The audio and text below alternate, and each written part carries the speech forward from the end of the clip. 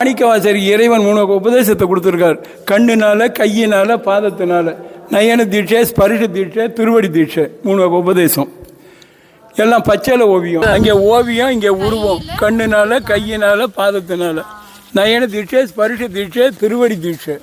புறங்கை நரம்பு, மணிக்கட்டு, முழங்கால் மூட்டு, இந்த மூட்டு, கணுக்கால் மூட்டு. வாங்க, இந்த வளைவை கொடுங்கைங்கிறோம். உள்ளுக்குள்ள கம்பி வேலைப்பாடெல்லாம் இருக்குது. கல்லபடியே வளைச்சி அடிச்சிருக்கான். இந்த முனையப்பாறை எவ்வளோ கூர்மையாக காமிச்சிருக்கான்னு கீழே பாம்பு மாதிரி காமிச்சிருக்கான். பாம்பு அடியிருந்து மேடு வரைக்கும் 8 அடி உயரம். 8 அடி உயர கல்லை 1 இன்ச்சு கிணத்துக்கு கரைச்சிருக்கான்.